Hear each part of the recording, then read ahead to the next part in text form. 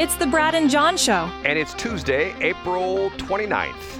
This is the B block, which means we started right around 7:20 or so. The reason I give that date is because of the fact a lot of people listen to the show live. We are on the air live on 104.5 KSLQ, which is the general manager of KBDZ's favorite radio station besides his own. And we do this show live, but a lot of people listen either on our Facebook page, not our Facebook page, our podcast page, which is bjshow.co, or on our video podcast, which is on bjshow.video. So that's the reason I mentioned the time and the date, because that way you get some kind of reference to what we're talking about. Okay, John, what were we going to follow up this section? This block? We mentioned something last. What was it? I said something. We follow up in B block. What was that? I can't remember. Well, let's see. We talked about some of the traffic scams, and in number 3 we talked about video lottery terminals. Oh yeah, we talked about. Yeah, what were you going to say, Brad? Okay, I took a note here. You said Players Lounge. What is a Players Lounge? Yesterday in A block, Brad, we talked about Players Advantage, which is one of the critics would call it a casino that Dave Schatz has taken aim at, you could say. So a Players Lounge, the brand name of it would be Players Advantage Casino, and they don't call themselves a casino, but it's a lounge, Brad, where you could go in and have drinks and play the video lottery terminals that are certainly not gambling machines. Is this in Washmo? Yeah, we talked about on the show yesterday. Yeah, there's one in Pacific, one in Union. And it was there was a location in Washington, which I believe was shut down. Excuse me, I shouldn't say it was shut down. The operators chose to close it. Interesting. Because when you mentioned it, it sounded like something like an official place or something like that. So that's why I sort of made note of that. Okay. Yeah. Today is, if I'm not mistaken, day 100 for Trump. Isn't today the 100th day? We're getting real close to it, Brad. I thought it was. If it's not exactly day 100, we're real close. And this is a good time to point out very quickly, Brad, that Congressman Bob Onder was on Mark Reardon's show yesterday. The great Brad Young was filling in for Mark Reardon yesterday. And Brad presciently asked about the 100-day mark and where we are with day 100. I'm glad you mentioned that, Brad. So I had that interview up today. But I interrupted you. Yes, I believe we're right at day 100. And by the way, I'm looking at a better map. Going back to our other section. The traffic light is Manresa, Manresa. Okay, yeah. Okay, I know that area now. That's the traffic light right there. The traffic light is right in front of the Schnuck Center. There used to be what was it? It was a Lifetime Fitness or something like that. And now it's going to be one of the new, they're moving the new franchise into St. Louis, Crunch Fitness. You familiar with Crunch? Oh, yeah, they're on the West Coast. Yes. Yeah, I didn't know that Crunch was moving in here. That's unique to pick a North County location for that. Okay. And literally, if you were go into the loading dock of Schnucks, I'm looking at this from the satellite view, if you were to walk from the loading dock about 150 feet to the southeast, you would be in the creek. You would be in Coldwater Creek right there. And there is a large, and like I said, this looks you can see the houses built here. The Caves Coast has quite a few houses there. I would say they're probably, just on that one street alone, they're probably 20 different houses, and they're sort of a horseshoe kind of street. And there's a buffer zone, I would say probably maybe another 100 feet of it looks like probably just floodplain between the houses and Coldwater Creek. But the Coldwater Creek runs right behind the Schnucks. I'm telling you. Matter of fact, if you know where the towing company is, it used to be, or it still is, Bob Bolin. You know, Bob Bolin Towing Company. Oh, I don't remember that. Okay, it's right down the street. If you were on the end of Bob Bolin's towing lot, the very end where, believe it or not, I recognize that towing lot because that's where I picked up my mom's car after it had been stolen, and I had to buy it back on a salvage title. Long, crazy story. My mom's car was in the very back part of the tow lot, and I could have walked into Coldwater Creek by maybe 150 steps or something like that. Anyway, that's. Is there a chance that you went into the creek to take a dip, and that explains some of your current state, Brad? Very well. See, Did you splash a little Coldwater Creek water on your face John, with a little Pond's, did a little exfoliation, and that's why the way you are? You and I being North County boys, we know lots of people who literally lived with their backyards on Coldwater Creek, right? Am I kidding? Abutting, yeah, abutting. Now, do you think sometimes if Schnucks was running a little bit low on salmon or catfish, you think they'd send, in the 70s, old Jebediah back there to pull a couple fish out of Coldwater Creek? John, what's sort of interesting about this is this goes, and I'll tell you a story which probably very few people know, and I won't tell you my source in this story, but here we go again, where I give the example all the time. Years ago, I had a banker, a nice lady who lived in Clayton, and we had lunch one time, we're talking business, and she was telling me why she moved to Clayton, because she says, there is no crime in Clayton. And I said to her, there is crime in Clayton, you just don't know about it. And she says, well, how is that? It's white-collar crime, right? No, it's not necessarily white-collar crime. And I said to her, think about it for a minute. If you're going to break into a house, do you want to break into a house in the hood where they got crappy furniture and crappy electronics? No, you want to break into a house in Ladue or Clayton because of the fact they got nice stuff there. They got Sonos stereo systems, and they got all sorts of nice. Yeah, heck yes, they do. Nice equipment, and they've got nice jewelry and nice big screen TVs and stuff like that. Okay, here's my lead up to the story. I know of a business, this is like maybe 40, 50 years ago. The guy who ran it at the time, they were some kind of a chemical business, and they were in a place in Ladue. As a matter of fact, there's an interesting story about this, that it used to be, I don't know if it's closed or not, there used to be a dump in Ladue. A lot of people don't even realize this, but I actually went there with my oldest son. We dumped a bunch of stuff where you pay to dump stuff. We were cleaning out some stuff, some construction debris we had from a project him and I were working on, and we went to this dump in Ladue. There's also a creek that runs through Ladue, and there was some industry in Ladue, and this particular CEO of this company, who I knew, admitted that he bought this company, and then he found out that there were several guys from the previous ownership of the company that they had this hazardous material in 55-gallon drums, and they didn't know what to do with it. They just dumped it into the creek in Ladue. Yeah, I can believe that. But the difference is, in Hazelwood and Florissant, because we're no-co boys, everybody's like, oh my God, the Coldwater Creek's polluted. But yet, would anybody ever say anything about the creeks in Ladue? No, because of the fact that the people that live in Ladue are on the TV stations. They're on Channel 5 and Channel 4 and Channel 2, and they're the rich people, because they'll never say anything bad about Ladue. It's like the horrendous shooting that happened at Kirkwood, where that nutbag went in and shot up the city council meeting and shot the mayor and shot a couple police officers, killed all sorts of people. And I remember all the reporters were going like, some of them were actually lived in that area, and they were out crying, it happened in Kirkwood. How could this happen in Kirkwood? Guess what? Nutbags are everywhere. They're not just in the not so nice neighborhoods. They're all over the place, and you never know when you're going to come by a nutbag. You know what I'm saying? I get it, and that's why at the courthouse, for folks who don't know, in Kirkwood now, at the city hall chambers and at the courthouse, they have Meacham Park detectors. So they can smell the funk on you if you're from Meacham Park, and immediately a giant door drops down, Brad. You know, the sad part of this is you have to be of a certain age to know what Meacham Park's all about. You know what I'm saying? Most people would go and remember, we're coming up on, I think, around the 1-year anniversary of you dropped a bomb on me and said that you were looking at office locations in Meacham Park. No, I was looking to buy some property in Meacham Park. Oh, I thought you were looking for office locations. No. I didn't know you. Did you mean like a house? Yeah, I was looking for a house in Meacham Park. Oh, wow. Okay. That's John, unique of you. John, I have no problem with this. I've said it before. I'll say it again. I'll go on record saying I'm a guy. I'm like Mike Kehoe. I was born at Barnes Hospital. I believe he was born at Barnes as well, too. Okay. I lived in the city of St. Louis till I was like 4 years old. I lived not too far from the Chevy plant, which is now a big industrial thing. I think Coca-Cola's there, or Pepsi-Cola. One of the cola companies is there. And I believe there's a couple other big companies there. Okay. Then I moved to Jennings. Okay. Lived in Jennings for a couple of years. Then we moved way up into North County in the Coos Farm, up to the point where near the confluence of the Missouri and the Mississippi. And then my dad built our house. We lived in on Claudine for a long time. I would have absolutely positively no problem with moving back into North County. I mean, a matter of fact, I'll be honest with you, I was there last night. And I drive through the area and I think to myself, I don't get it. Everybody, oh my God, it's terrible. I don't get it. Well, were you? I'm guessing that Magic Market had a 2-for-1 on Swisher Sweets.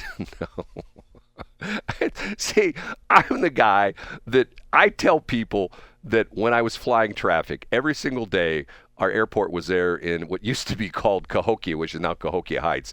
The south end of the Bi-State, I still call it Bi-State Parks Airport, is some other different name now. But the south end of the airport's in Cahokia, now Cahokia Heights. The north end's in Sauget.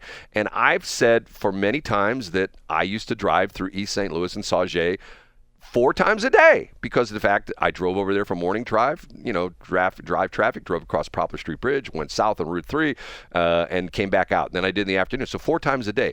I have no problem with going in East St. Louis. Matter of fact, I can tell you the story. My old buddy, Wayman Thornton, I still hope he's alive. He's one of the police officers I worked with years ago. He hired me when I had my lighting company. I did a job for him at a bar. It was called the Red Bull Bar, believe it or not, in downtown East St. Louis. And I had no problem whatsoever going there. Matter of fact, almost got arrested because of the fact, almost got thrown in jail that night because of the fact that Wayman was a nice guy. And I'm in my truck, and unfortunately at the time, I still remember this very well, I had pneumonia, and I was not feeling well. And I told Wayman, I said, I'm going to go out and lay down in my truck. And he says, fine. So Wayman comes out and puts a beer on the dashboard of my truck. Hey, Brad, here's a beer for you. Thanks, Wayman. So he goes back inside. And once again, I'm the only white guy there. Everybody else is black. No problem with that. I have no problem in East St. Louis.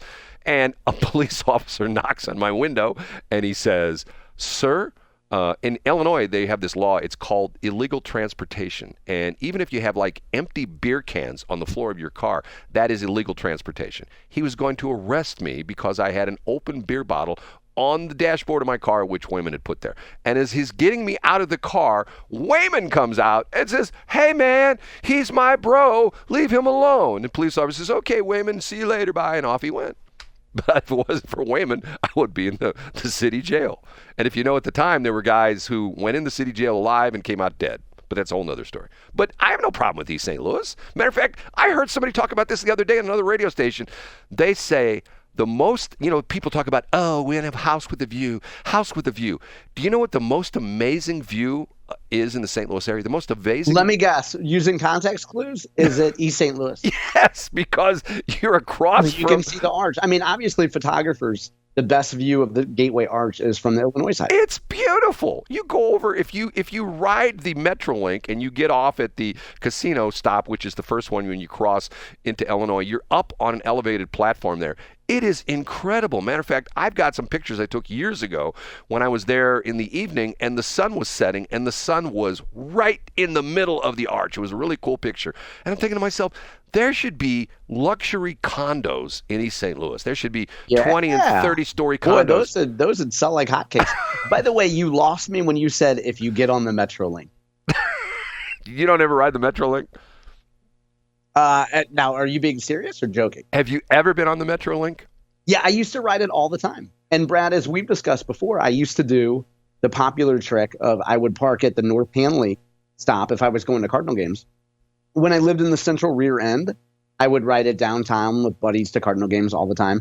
And I think the last time I rode it was probably about maybe 8 or 10 years ago. And I remember I was in a hurry and I didn't want to go I didn't want to park downtown for a Cardinal game.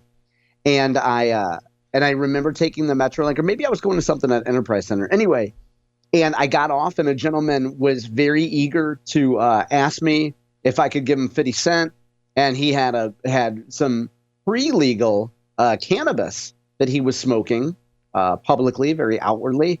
And he was really interested in getting my change from the MetroLink station as I was coming back. So, yeah, that was the last time I rode MetroLink. John, you're not an adventuresome guy. I'm telling you. I'm not. No, I want to stay in a suburban area with safe people and who do not smoke cannabis publicly, or ask me if I could can I get 50 cents? If you want a 50 cent album, download it. But you can't get 50 cent from John Combest. When I was a younger guy and I had my 4 kids and I would take my 4 kids, me, Brad, people still are amazed at this.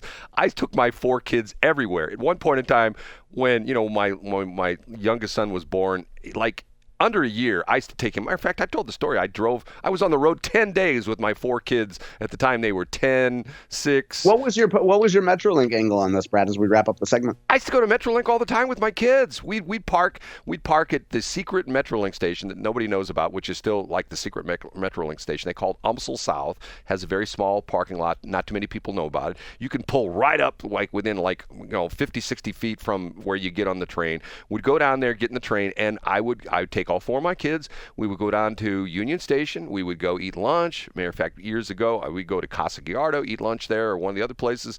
We'd go watch the Fudge Factory guys there. Then we'd get back on MetroLink. We'd go down to the Arch. We'd go through the museum at the Arch. Sometimes we'd go into East St. Louis. You know, it was a little bit later when they put that link in, because it was a point in time when it just ended over in East St. Louis. Then they extended out to Scott Air Force Base. We'd ride it all the time.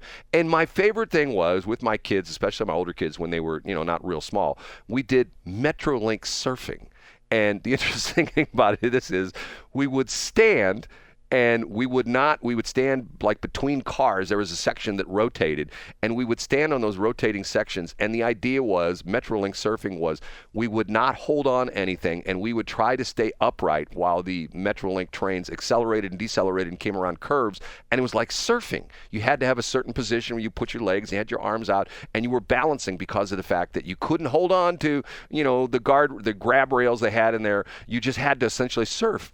And I'm telling you, I'll call my oldest son. He'll remember the whole thing. We did it all the time. I mean, I had no problem with it. And Union Station used to be a fun place to go to while we're reminiscing. God, if you're a young person listening to our show and you're unfamiliar of the Fudge Factory that Brad's talking about, it was a place in Union Station. Fudge Factory is not a place in Tower Grove South.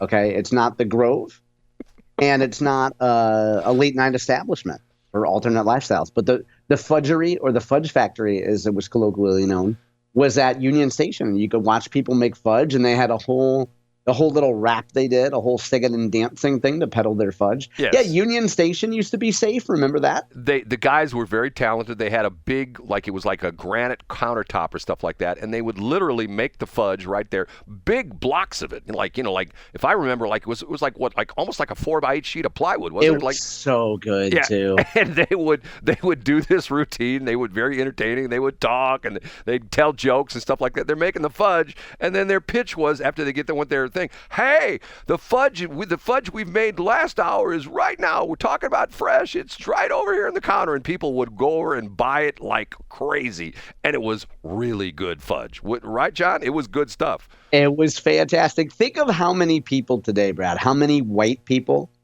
are reminiscing with family members today about how fun it was at one point to go in the city. And then people under 30 are like, there's no way you ever went to Union Station, Grandpa. And Grandpa tells the fudgery story, and everybody's like, wow. Okay, back to Lake St. Louis. Thanks for the reminiscing.